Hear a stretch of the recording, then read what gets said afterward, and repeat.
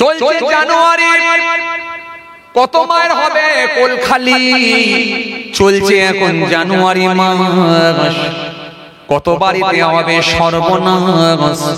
চলছে এখন জানুয়ারি, মানুষ মরবেও দেখবেন খুব তাড়াতাড়ি। এটা হলো জানুয়ারি, এই জানুয়ারি মাস হায়রে সর্বনাশ। চলছে জানুয়ারি মাস, মরবেও তাড়াতাড়ি।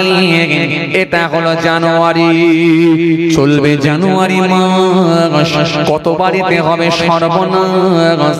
চলছে এখন জানুয়ারি, মরে গেলি দেখবেন কত মায়ের হবে কোল খালি। এজন্য এই হারাম নিয়ে, ডিজে মদ নিয়ে আপনাদের সামনে যে কথা বলতে বলতে চলে আসছিলাম, এই হারামের পাগাট। এজন্য হারাম কাজের সঙ্গে যুক্ত হইও না, ডিজে বাজাও না, আর গান বাজনা করো না। ও যুবক ছেলে, মৃত্যুকে কাছে মনে করো, আল্লাহ দরবারে চলে যেতে হবে, এটা স্মরণে রেখো। আল্লাহর হুকুমগুলোকে, নবীর হুকুমগুলোকে পরিপূর্ণভাবে মেনে চলো। ভুল বুঝবেন না, রাগ করবেন না। আজকে এই যে আমার মনে পড়ে গেল, এই যে জানুয়ারি, জি এই যে 31st নাইট উদযাপন করছে অনেক যুবকরা, ডিজে বক্স দিয়ে, কেউ আপনার কি বলে বোম দিয়ে, কেউ আপনার কি বলে লাইটিং করে, কেউ আপনার কি বলে ফুল ঝুরঝুরি দিয়ে এই যে নাইট উদযাপন করছে। একবারও ভাবলো না যে এখনো বাকি আছে 1 বছর, তার আগে আল্লাহ পটলডাঙ্গার তলায় পাঠিয়ে দিতে পারে। সুতরাং আমাদের উচিত বছরটা যাতে করে ভালো যায়, আল্লাহর কাছে অন্তত ভালো কাজ দিয়ে শুরু করা। এই হারাম কাজ, এই যে মদ দিয়ে পান করে খেয়ে আসছে, তাই আপনাদের সামনে মনে পড়ে গেল বলে হারাম নিয়ে আমি শুরু করে ফেলেছি। নাহলে আমি ভেবেছিলাম যে একটা অন্য সাবজেক্ট নিয়ে আজকে শুরু করব, কিন্তু শুরু হয়ে গেল হারাম নিয়ে। আসেন আপনাদেরকে আমি কি বুঝাতে চাইছিলাম, তাহলে এই যে আপনি একটু মানুষকে সামান্য পয়সার জন্য মানুষের সঙ্গে প্রতারণা করছেন, মানুষকে ঠকাচ্ছেন, ঠকবাজি করছেন, এটার কিন্তু লংজিভিটি খুব বেশি দিন নয়। আপনার বুকের ভিতরে আল্লাহর ভয় নিয়ে আসেন। আল্লাহর ভয় যখন ভিতরে ঢুকে যাবে, তখনই যাবেন আপনি অন্যায় মুক্ত থাকতে পারবেন, হারাম মুক্ত থাকতে পারবেন। আর হারাম মুক্ত থাকতে পারলে তাহলে যাবেন আপনার জবানের দোয়া কবুল হবে, আপনার ইবাদতটাও আল্লাহর দরবারে কবুল হবে। হে তরুণিয়া, নওজওয়ান যুবকেরা, ইয়া মুরব্বিরা, বাবারা সরে রেখে দিয়ে, কেন না এই নামাজ পড়ে, এই জিকির করে, এই তাসবিহ পড়ে যারা একজন আল্লাহর ওলি হয়ে গিয়েছিলেন, তাদের প্রত্যেকের জামানের দোয়া আল্লাহর দরবারে কবুল হয়ে গিয়েছিল। আরো জোরে বলেন, এই জন্য আমার আল্লাহ কোরআনে কারীমের মধ্যে জানিয়ে দিলেন, ইয়া আইয়ুহাল্লাযীনা আমানুত্তাকুল্লাহ ওয়া কুনু মা'আস সাদিকিন। হে বান্দারা, তোমরা আমি আল্লাহকে ভয় করো, আর আমার যারা মনোনীত বান্দা হয়ে গেছে তাদের সঙ্গী তোমরা হয়ে যাও। আজকে বিরাট কিছু ওয়াজ করতে হবে এমন নয়, দুটো দিক, একটা হচ্ছে মেনে নেওয়া, আর একটা হচ্ছে পরিত্যাগ করা, ছেড়ে দেওয়া। কোরআন সেই কথাটাই বলেছে, তা'মুরুনা বিল মা'রুফ ওয়া তানহাউনা আনিল মুনকার। একটা ছেড়ে দাও আর একটা ধরে নাও। যেগুলো আমি আল্লাহ আদেশ করেছি সেগুলো তোমরা গ্রহণ করো, আর যেগুলো আমি নিষেধ করেছি, বারণ করেছি, সেগুলো থেকেই বিরত থাকো। কেন? আমি যেগুলোকে হারাম করেছি, নিষেধ করেছি, তাতে কোনো কল্যাণ থাকতে পারে না, তাতে কোনো উপকার থাকতে পারে না। সেই জিনিসে কোনোদিন তোমরা জ্ঞানার হতে পারবে না। সুতরাং আমি যেগুলো বারণ করেছি সেগুলো থেকে তোমরা বিরত থাকো, সেগুলো থেকে তোমরা দূরে থাকো। কেন? আমার আদেশ আর নিষেধ এটাই মেনে নিতে হবে, আর এটার নামই হলো ইসলাম। আমার হুকুম, আমার আহকাম, আমার হুকুমগুলোকে, আমার আদেশ নিষেধগুলোকে মেনে নিতে হবে, তবেই মনে রাখবেন আপনি ধর্ম মেনে নিতে পেরেছেন। কথা কিছু বুঝে আসছে?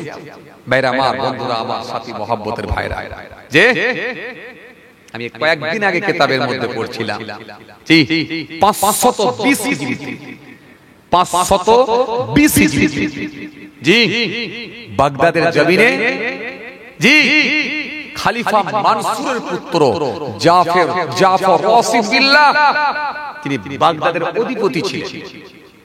বাগদাদের যখন তিনি অধিপতি ছিলেন, তিনি কি করলেন?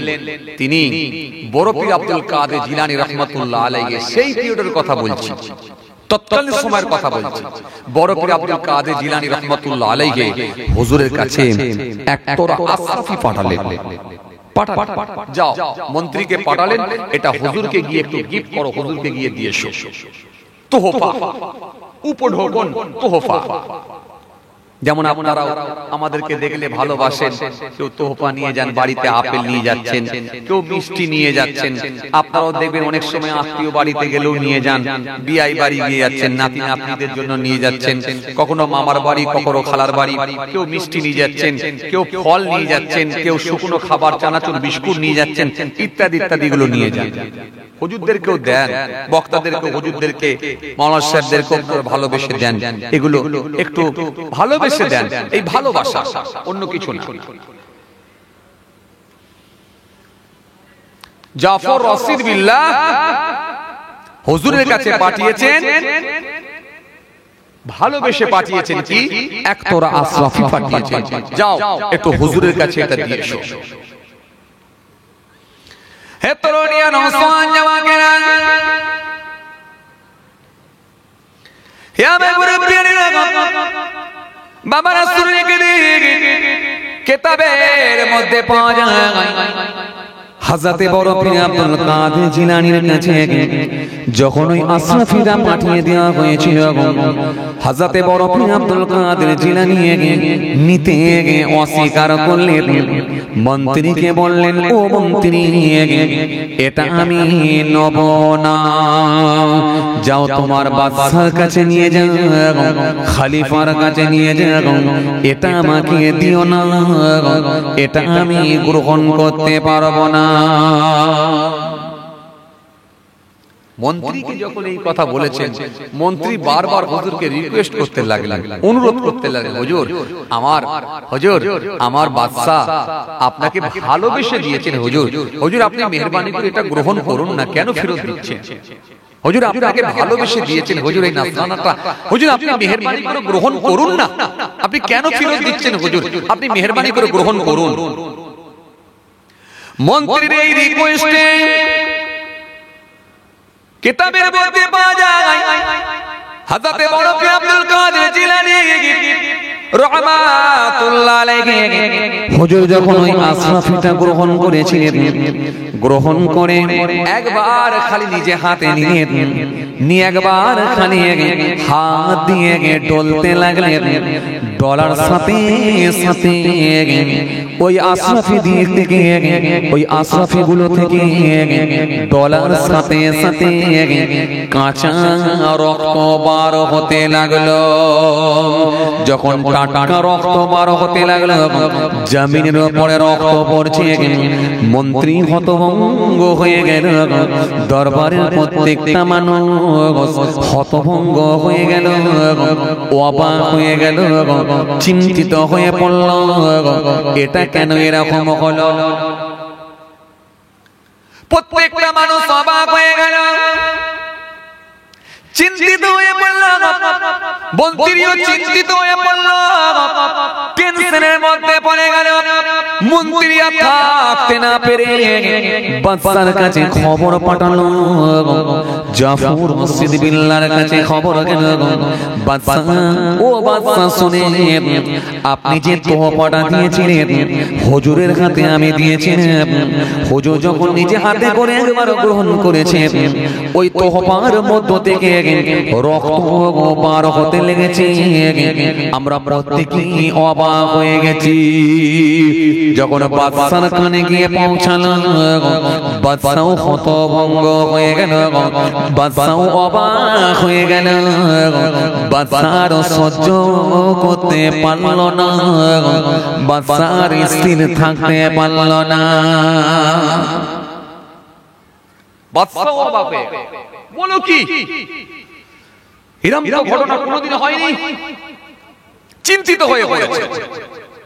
কিন্তু ওই তোহফা কার হাতে পড়েছে? বড় পীর আব্দুল কাদের জিলানী রাহমাতুল্লাহ আলাইহির হাতে পড়েছে। যে মানুষটা জীবনে কোনোদিন অন্যায় কাজের সঙ্গে যুক্ত হয়নি, যে মানুষটার হাতে জীবনে কোনোদিন হারাম খাদ্য ওঠেনি, তিনার হাতে যদি অপবিত্র মাল পৌঁছে যায়, এটা কি কখনো সেটার পবিত্র থাকতে পারে? হযরতে বড় পীর আব্দুল কাদের জিলানী বসে আছেন, মাসা সহ্য করতে না পেরে বাগদাদের জমিনে চলে এলেন। হুজুরের দরবারে এসে ঝরঝর করে কাঁদতে লাগলেন, হুজুর কেন এরকম ঘটনা ঘটল? হযরতে বড় পীর আব্দুল কাদের জিলানী বললেন, বাবা বাদশা শোনো, তুমি এই হাত দিয়ে মানুষের রক্ত শোষণ করেছো, গরিবের মাল আত্মসাৎ করে নিয়েছো, মিসকিনের মাল তুমি গ্রহণ করে নিয়েছো, এই হাত দিয়ে তুমি অনেক খারাপ কাজ করেছো, এই হাত দিয়ে তুমি হারাম মাল ভক্ষণ করেছো, হারাম মাল তুমি গ্রহণ করেছো, সেই হারাম মালগুলোকে জমা করে আজকে আমার কাছে পাঠিয়েছিলে বাদশা। এই জন্যই হারামগুলো, অপবিত্র জিনিসগুলো আমার হাতেতে স্পর্শ হওয়ার সাথে সাথে সেগুলো আমার আল্লাহর কুদরতি ক্ষমতা, সেগুলোকে আমার আল্লাহ পাক রক্ত করে বের করে দিয়েছি। মাত্র কয়েকটা জিনিস ভালো আছে যেগুলো হালাল, বাকি সবটাই হারাম, রক্ত হয়ে বেরিয়ে গেছে। মাত্র কয়েকটা জিনিস ভালো, বাকি সব হলো হারাম। এই হারামের জিনিস আমি আল্লাহ, আমি আমার আল্লাহ, আমি বড় পীরের হাতে দেবেন না বলে রক্ত করে বার করে দিয়েছি।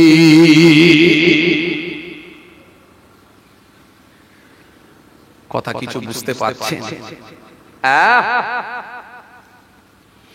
আজকে আমাদের নামাজ কেন কবুল হচ্ছে না? রোজা কেন কবুল হচ্ছে না? দাড়ি টুপি কেন কবুল হচ্ছে না? আপনারা মনে করছেন কবুল হয়েছে কি হয় না জানলেন কি করে? ও বাবাজি আমার ভাইরা শুনেন, বাবাজি আমার ভাইরা জেনে রেখে দেন, কবুল হয় না, 100% কবুল হয় না। যদি কবুল হতো তাহলে আপনার জবানের দোয়া কবুল হয়ে যেত।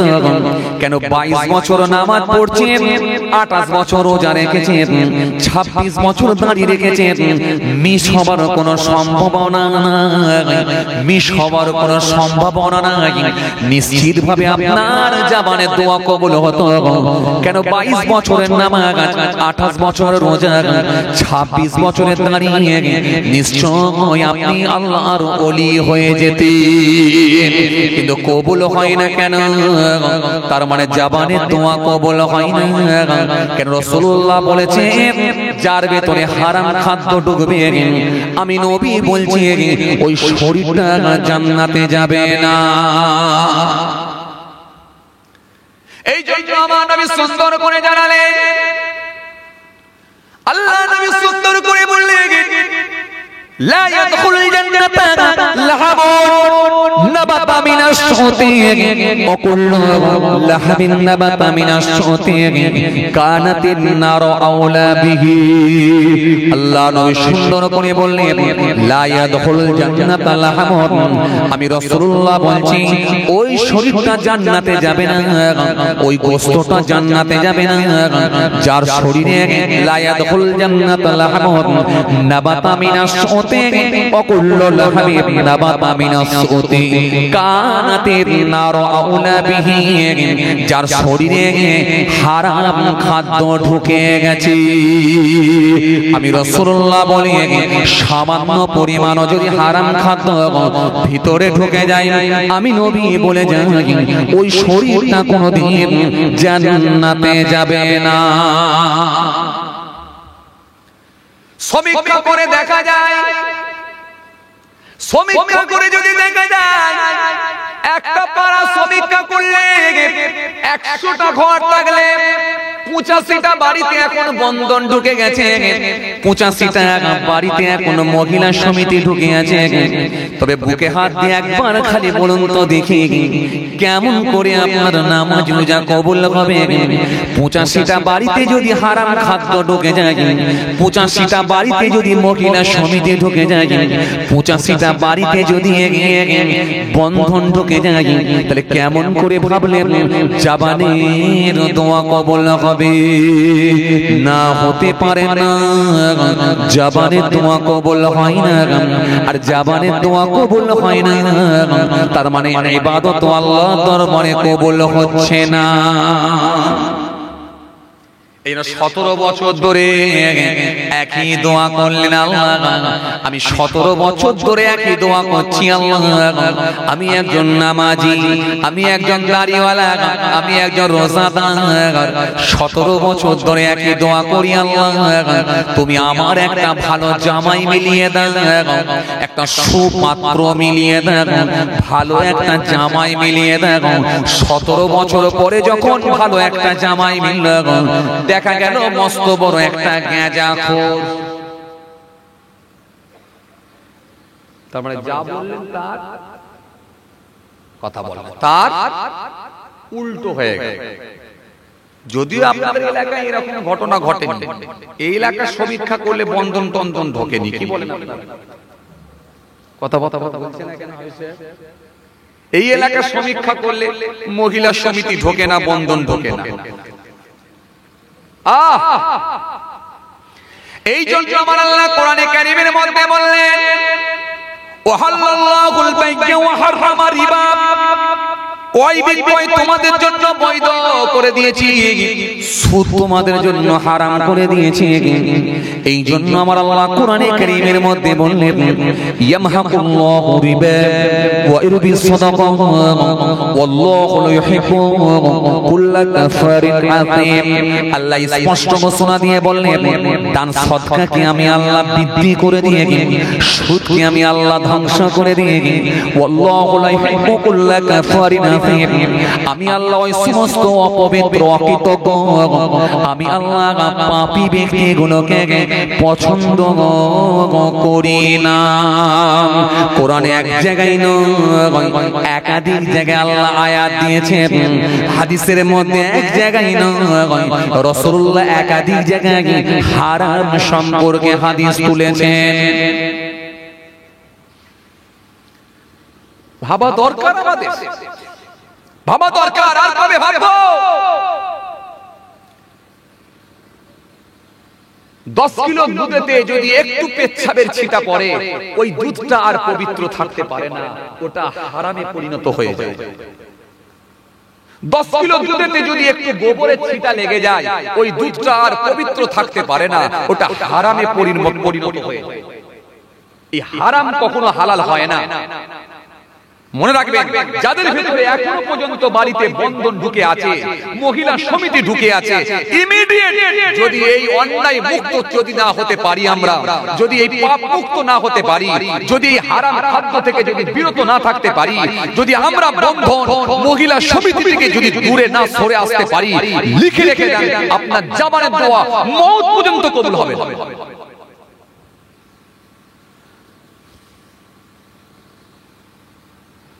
অথচ আমরা মুখে দাড়ি রেখেছি, অথচ আমরা মাথায় টুপি দিচ্ছি, অথচ আমরা গায়ে জুব্বা পরছি, আমরা অনেকে মসজিদে গিয়ে নামাজ আদায় করছি, বাড়িতে এখনো বন্ধন ঢুকিয়ে রেখেছি।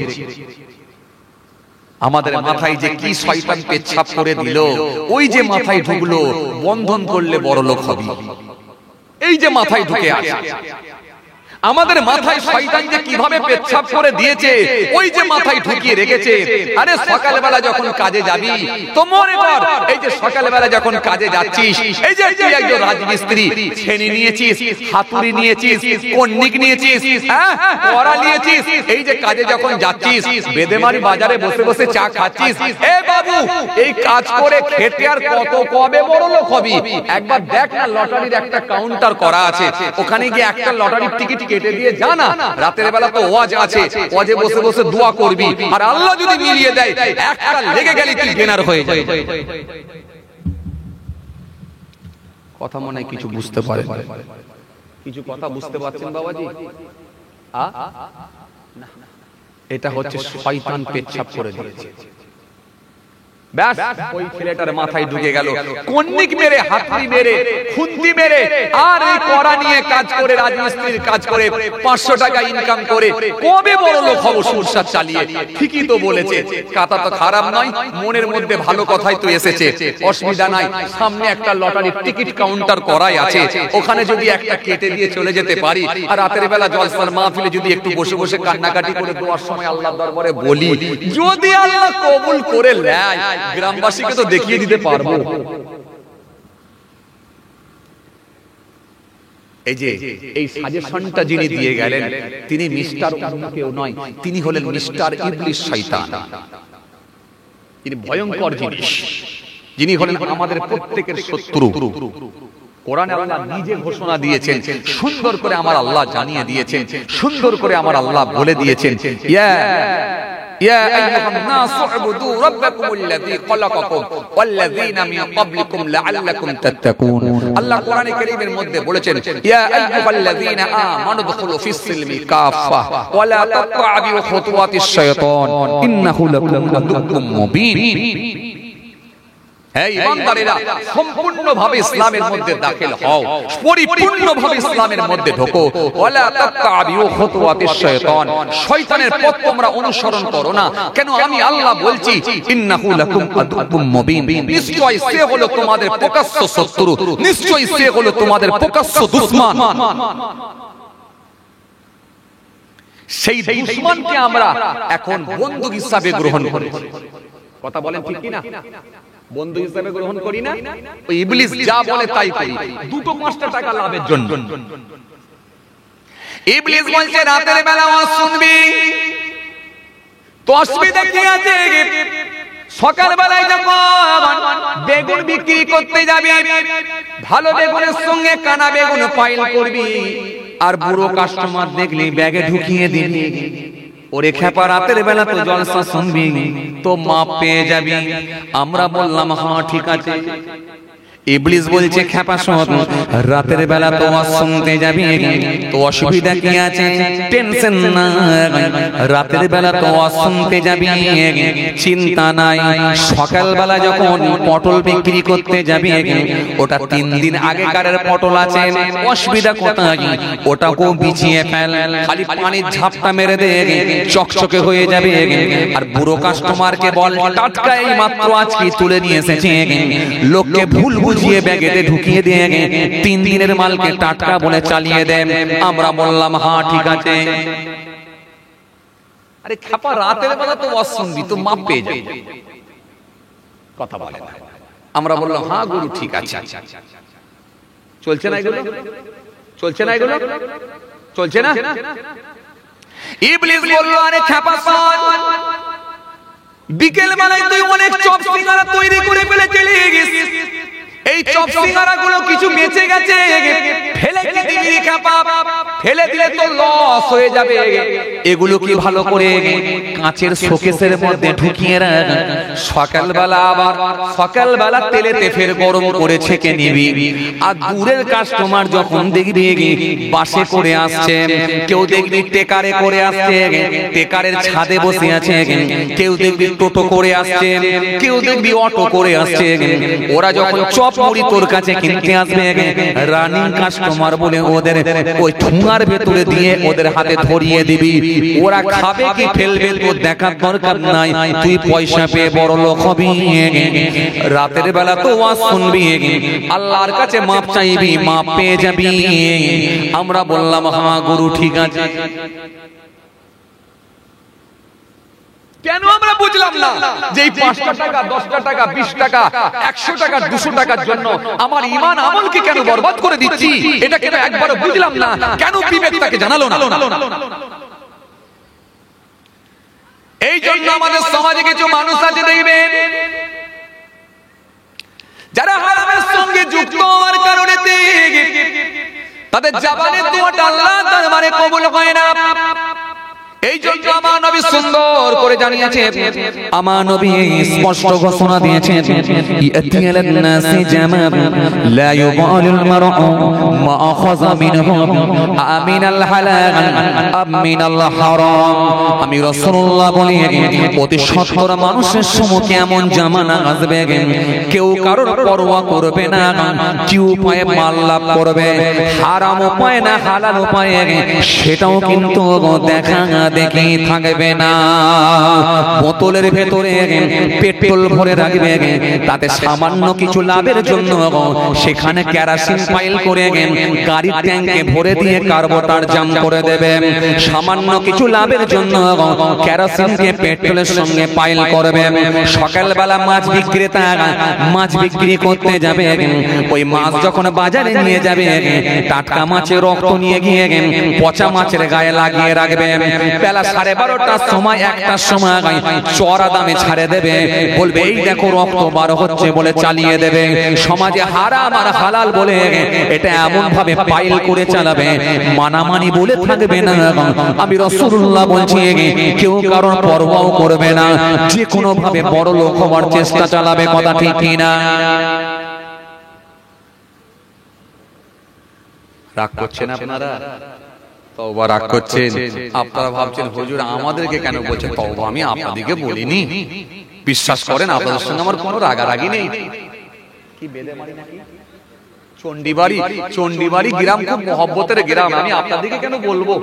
তওবা তওবা তওবা তওবা, আমি আপনাদেরকে বলিনি। বিশ্বাস করেন, এই বর্তমান সিচুয়েশন, বর্তমান যে অবস্থা, এই বর্তমান অবস্থার দিকে লক্ষ্য করে আমি কিছু বলছি। কেন আমাদের বুকের ভেতরে এখন আল্লাহর ভয় কেন ঢুকছে না, আমি এটা বোঝাতে চাই।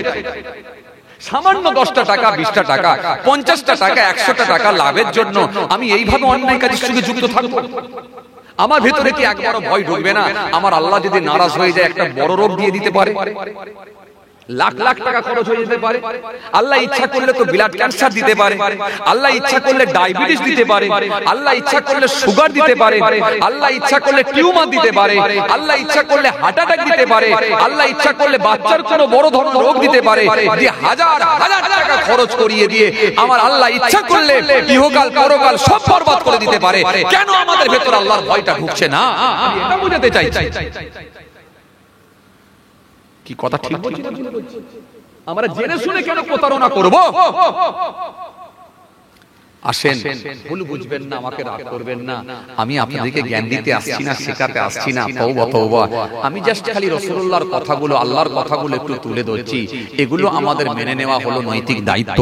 কারণ এগুলো যদি আমরা মেনে নিতে পারি, নিশ্চিতভাবে আমরা উপকৃত হব, নিশ্চিতভাবে আমাদের কল্যাণ আছে, নিশ্চিতভাবে আমরা আল্লাহর কাছে বেনিফিট পাবো, নিশ্চিতভাবে আমার আল্লাহ ইহকাল এবং পরকাল উভয় জায়গাতেই আমাদেরকে শান্তি দান করবেন। জোরে বলতে পারেন না সুবহানাল্লাহ? কেন? মনে রাখবেন, এই পৃথিবীতে এমনই একটা সিস্টেম আমার আল্লাহ সাজিয়ে দিয়েছেন। কেউ বড় বাড়ি বানাবে, কেউ গিয়ে কাজ করবে, কেউ জুতো কিনবে, কেউ গিয়ে পালিশ করবে। এটাই সিস্টেম এই পৃথিবীর জমিনে, এটাই সিস্টেম আমার আল্লাহ বানিয়ে দিয়েছেন। কেউ আপনার কি বলে বাড়ির ভেতরে থাকবে, কেউ আবার চালটা ছেয়ে দেবে। এটাই সিস্টেম। কেউ আসবে প্লাস্টার করবে, কেউ আবার আপনার বড় টাকা খরচা করে বিরাট বাউন্ডারি দিয়ে দেবে, কেউ আসবে পাঁচিল তৈরি করে দেবে। সুতরাং একজন আর একজনের কাজ করবে, এটাই সিস্টেম। প্রত্যেককে আমার আল্লাহ সিস্টেম করে দিয়েছে। কিন্তু মনে রাখবেন, কেউ বলতে পারবেন না, কেউ বলতে পারবেন না যে আমরা সবাই সমান বড় লোক হয়ে যাব। এটা কিন্তু সিস্টেম নাই। সুতরাং মনে রাখবেন, একজনের কাজ আর একজনা তাহলে করবে না। এই যে একজনের কাজ আর একজনা করবে, এটাই সিস্টেম। আর একজনের কাজ আর একজন করবে, একে অপরের মাধ্যম দিয়ে আল্লাহ রাব্বুল আলামিন তাদেরকে ইনকামের সুব্যবস্থা করে দেবেন। এটাই সিস্টেম। তা বলে হারাম আর হালালের জ্ঞানটা কিন্তু আপনাকে রাখতে হবে। কিছু কথা বুঝতে পারছেন না? এই কথা কিছু বুঝে যাচ্ছে? আপনারা কি ঘুমিয়ে পড়লেন নাকি না জেগে আছেন? সব জেগে আছেন তো বাবাজি? আসেন, ভুল বুঝবেন না, রাগ করবেন না। আজকে এই যে আমার মনে পড়ে গেল, এই যে জানুয়ারি, জি এই যে 31st নাইট উদযাপন করছে অনেক যুবকরা। ডিজে বক্স দিয়ে, কেউ আপনার কি বলে বোম দিয়ে, কেউ আপনার কি বলে লাইটিং করে, কেউ আপনার কি বলে ফুল ঝুরঝুরি দিয়ে এই যে নাইট উদযাপন করছে, একবারও ভাবলো না যে এখনো বাকি আছে 1 বছর, তার আগে আল্লাহ পটলডাঙ্গার তলায় পাঠিয়ে দিতে পারে। সুতরাং আমাদের উচিত বছরটা যাতে করে ভালো যায়, আল্লাহর কাছে অন্তত ভালো কাজ দিয়ে শুরু করা। এই হারাম কাজ, এই যে মদ দিয়ে পান করে খেয়ে আসছে, তাই আপনাদের সামনে মনে পড়ে গেল বলে হারাম নিয়ে আমি শুরু করে ফেলেছি। নাহলে আমি ভেবেছিলাম যে একটা অন্য সাবজেক্ট নিয়ে আজকে শুরু করব, কিন্তু শুরু হয়ে গেল হারাম নিয়ে। তাই না? আসেন আপনাদেরকে আমি কি বুঝাতে চাইছিলাম, তাহলে এই যে আপনি একটু মানুষকে সামান্য পয়সার জন্য মানুষের সঙ্গে প্রতারণা করছেন, মানুষকে ঠকাচ্ছেন, ঠকবাজি করছেন, এটার কিন্তু লংজিভিটি খুব বেশি দিন নয়। আপনার বুকের ভিতর আল্লাহর ভয় নিয়ে আসেন, আল্লাহর ভয় যখন ভিতরে ঢুকে যাবে তখনই যাবেন আপনি অন্যায় মুক্ত থাকতে পারবেন, হারাম মুক্ত থাকতে পারবেন। আর হারাম মুক্ত থাকতে পারলে তাহলে যাবেন আপনার জবানের দোয়া কবুল হবে, আপনার ইবাদতটাও আল্লাহর দরবারে কবুল হবে। এই তরুণীয়া নওজওয়ান যুবকেরা, হে আমার মুরব্বিরা, বাবা রাসূলের কিতাবের মধ্যে পাওয়া যায় আল্লাহ নবী একদিন মদিনার বাজারে গেলেন। মদিনার বাজারে গিয়ে আমার নবী দেখতে পেলেন, মদিনার বাজারে গিয়ে আমার রাসূলুল্লাহ দেখলেন সাহাবায়ে কিরামেরা বসে বসে ব্যবসা করছে। আল্লাহ নবী হাবিবুল্লাহ হুজুর আমার থাকতে না পেরে এক সাহাবীর সামনে গেলেন। সামনে গিয়ে সামনে একটা গমের বস্তা রাখা ছিল। আল্লাহ নবী থাকতে না পেরে নিজের হাতখানাকে নিয়ে গমের বস্তার মধ্যে প্রবেশ করালেন। গমের বস্তার মধ্যে নিজের হাতখানাকে ঢুকিয়ে দিলেন। গমের বস্তার মধ্যে নিজের হাতখানাকে ঢুকিয়ে দিয়ে এক মুষ্টি ভিজে গম বের করলেন। এক মুষ্টি ভিজে গম বার করলেন। ভিজে গম, ভিজে গম বের করে আমার নবী বলেন, সাহাবী কি ব্যাপার, কতদিন ধরে এরকম ব্যবসা শুরু করলেন যে উপরে শুকনো গম আর ভিতরে ভিজে গম? তুমি জানো না যে মানুষকে ধোঁকা দেয় সে মুমিন বলে গণ্য হয় না? সাহাবী উপরে শুকনো গম আর ভিতরে ভিজে গম, কবে থেকে এরকম ব্যবসা শুরু করলেন? আমার নবীর চেহারাটা পরিবর্তন হয়ে গেল, পাল্টে গেল। নবী রেগে গেলেন, সাহাবী ভয় পেয়ে গেলেন। ও সাহাবী ভয় পেয়ে গেলেন। রাসূলুল্লাহ যখন রাগান্বিত হতেন, রেগে যেতেন, চেহারাটা পরিবর্তন হয়ে যেত। এই চেহারা পরিবর্তন হলে সাহাবীরা ভয় পেয়ে যেতেন। কিছু কথা শুনছেন আপনারা? অনেক সময় দেখবেন খুব বুদ্ধিমান বাপ বলে ছেলে কোনো অন্যায় কাজ করলে দেখবেন বাপের চেহারাটা দেখবেন ফুটে উঠে। সুতরাং বাপের চেহারাটা এমন ভাবে ফুটে উঠে যে বাপ নারাজ হয়ে গেছে, অসন্তুষ্ট হয়ে গেছে। একটা অসন্তুষ্ট যে বাপ, সেটা চেহারাই স্পষ্ট হয়, পরিষ্কার। কথা বলে না, ঘুম পেয়ে যাচ্ছে আপনাদের? কি কথা ঠিক কি না? এই মারতে হবে এমনটা না, আপনার চেহারাটা বুঝলি, চেহারাটা দেখলেই বোঝা যায় যে আপনি নারাজ হয়ে গেছেন, অসন্তুষ্ট হয়ে গেছেন। এই চেহারাতে ফুটে উঠেছে আপনি নারাজ হয়ে গেছেন, অসন্তুষ্ট হয়েছে। আমার মনে পড়ে যাচ্ছে, কিতাবের মধ্যে এসেছে রাসূলুল্লাহ দরবারে আছেন, হঠাৎ করে দেখা যায় খলিফাতুল মুসলিমিন হযরত ওমর ফারুক রাদিয়াল্লাহু তাআলা আনহু তিনি একদিন বসে বসে তাওরাত কিতাব পড়ছেন। তাওরাত কিতাব। মাফরুল্লাহ ভাই, আপনি উঠবেন, একটু ওঠেন, যান। বাড়ি যাবেন তো? ওই মাফরুল্লাহ ভাইকে বলছি, বাড়ি যাবেন? তবে এরকম করে উঠা উঠা ভাব যেন মনে হচ্ছে। যাবেন, যান না, অসুবিধা নেই। বললো কি সমস্যা, যেতেও দেবে না। আরে বাবা, আমি থাকতে বলছি, থাকতে পারে, বাড়িতে প্রয়োজনীয় কাজ থাকতে পারে, সমস্যা থাকতে পারে, কি কথা ঠিক কিনা? আমি তো আপনাকে জোর করবো না। কেন জোর করাটা ঠিক না? অসুবিধা হতে পারে, এতে এত মানুষ বসে আছে, আপনার অসুবিধা থাকলে আপনি যান, আপত্তি নেই। মানে ভাববেন না যে হুজুর রাগ করবে, না না, রাগ না, আপনি যান, যেতে গেলে যেতে পারেন, গেলে আপনি যেতে পারেন, আপত্তি নেই। আর যদি মনে হয় যে না বসে শুনবো, শুনতেও পারে, সেটা আপনার ব্যাপার। আসেন, খেয়াল তাহলে নবী যখন নারাজ হয়ে যেতেন, অসন্তুষ্ট হতেন, নবীর চেহারাটাই ফুটে উঠত। কোন ছেলে যদি অন্যায় করে, বাপ যদি নারাজ হয়ে যায়, অনেক সময় দেখবেন বাপের চেহারাটা পাল্টে যায়, চেহারাটা পরিবর্তন হয়ে যায়। এই চেহারার পরিবর্তন দেখলে বুঝতে পারে যে বাপ নারাজ হয়ে গেছে, বাপ অসন্তুষ্ট হয়ে গেছে, বাপ নারাজ। যেটা মারতে হবে এমনটা শুধু না, চেহারাটা দিয়ে ফুটে উঠে যে নারাজ হয়েছে, অসন্তুষ্ট হয়েছে, পরিবর্তন ঘটেছে। খলিফাতুল মুসলিমিন হযরত ওমর ফারুক রাদিয়াল্লাহু তাআলা আনহু তিনি একদিন নবীর দরবারে বসে বসে তাওরাত কিতাব পড়ছেন। তাওরাত কিতাব,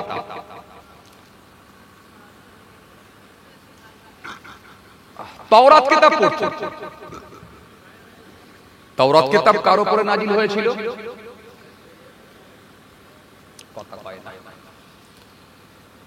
কথা বলেন, কার উপরে নাজিল হয়েছিল? একটু বলেন না রে বাবা ভালো করে। হযরতে মুসা আলাইহিস সালাম, মুসা সালামের উপরে নাজিল হয়েছিল তাওরাত কিতাব। ইনজিল কিতাব কার উপরে?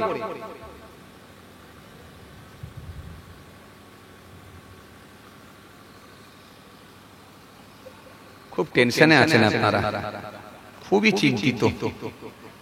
ছেলে টাকা পয়সা পাঠাচ্ছেন নাকি আমি জানি না, নাকি না ব্যবসা বাণিজ্য ভালো চলছে না, কিসের মন খারাপ আমি বুঝতে পারিনি। চেহারাগুলো যেন কিরকম কিরকম লাগছে। যে বলছিলাম না, চেহারা নিয়ে তো ওয়াজ করছিলাম, মুখগুলো যেন শুকিয়ে আছে, চোখগুলো যেন একটা ছলছল ভাব, একটা যেন চিন্তিত ভাব। আর চিন্তা হওয়ারই কথা। দেশের অবস্থা ভালো না, রাজ্যের অবস্থা ভালো না, কাজ কারবারের অবস্থা ভালো না, পাড়ার অবস্থা ভালো না। ছোট ছোট পাড়াতে 3টে করে দল, এর সঙ্গে কথা বললে ওর রাগ, ওর সঙ্গে কথা বললে ওর রাগই চলছে সব জায়গায়। আমাদের এলাকাতেও চলছে, সব জায়গায় চলছে। মানুষের ভেতরে এখন হিংসা বেড়ে গেছে, অহংকার বেড়ে গেছে, রিয়া বেড়ে গেছে, গীবত বেড়ে গেছে, মিথ্যাবাদী বেড়ে গেছে। আন্দাজে এ ওর কথা বলে দিচ্ছে, আন্দাজে মিথ্যা মিথ্যা করে বলে দিচ্ছে, দিয়ে ঝগড়া লাগিয়ে দিচ্ছে, এসব চলছে। তো যাই হোক, একটা কথা বলবো, আপনি নিজের দিকে যদি ক্লিয়ার থাকেন তাহলে আপনি চিন্তা মুক্ত হন। আপনি নিজের দিক দিয়ে যদি ভালো থাকতে পারেন তাহলে আপনি টেনশন মুক্ত হন। কোনো টেনশন নেই, কোনো টেনশন নেই। কেন? ও পৃথিবীর কে খারাপ বললো কে ভালো বললো দেখার নাই। আমার আল্লাহ যদি আপনাকে ভালো বলে আপনি গেনার হয়ে যাবেন।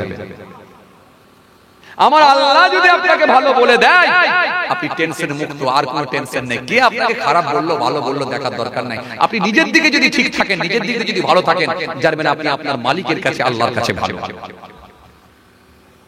আসেন, যে কথা বোঝাতে চাইছি,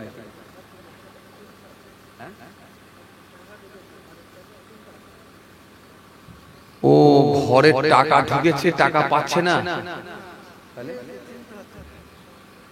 ও টাকা পেয়ে গেছে, বলছে ঘরের টাকা পেয়ে গেছে হুজুর।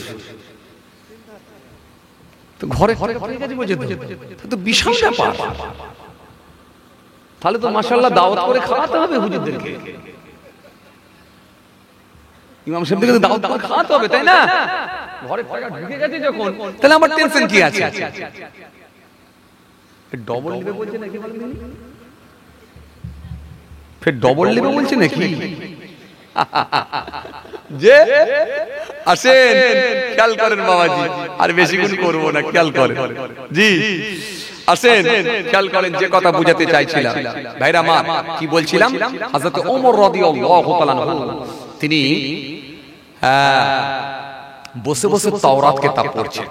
যখন তাওরাত কিতাব পড়ছেন, আমার রাসূলুল্লাহ একটু নারাজ হয়ে গেলেন। নারাজ হয়ে গিয়ে আল্লাহর নবী একটু অসন্তুষ্ট হলেন, চেহারাতে স্পষ্ট হলো, পরিষ্কার হলো। যখন চেহারাতে ফুটে উঠেছে, হযরত আবু বকর সিদ্দিক রাদিয়াল্লাহু তাআলা আনহু তিনি বুঝতে পেরে গেলেন যে আমার নবী নারাজ হয়ে গেছে, কেন চেহারা পাল্টে গেছে। কিতাবের মধ্যে পাওয়া যায়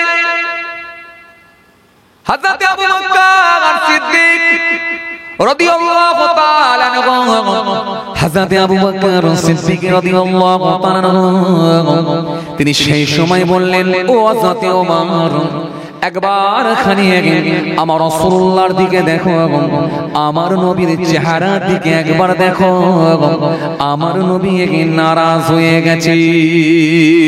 তুমি চেহারা দেখো, রাসূলুল্লাহর অবস্থা দেখো। হযরত ওমর ফারুক রাদিয়াল্লাহু তাআলা আনহু হুজুর থাকতে না পেরে আল্লাহ নবীর দিকে একবার তাকালেন, তাকিয়ে দেখলেন আমার নবীর চেহারাটা পরিবর্তন হয়ে গেছে, আমার নবী নারাজ হয়ে গেছে, আমার রাসূলুল্লাহ অসন্তুষ্ট হয়ে গেছে। হযরত ওমর একটু চিন্তিত হয়ে পড়লেন, হয়ে সঙ্গে সঙ্গে আল্লাহ নবীকে বললেন, ইয়া রাসূলুল্লাহ ইয়া হাবিবাল্লাহ, হুজুর বিয়াদবি নেবেন না, হুজুর বিয়াদবি নেবেন না হুজুর।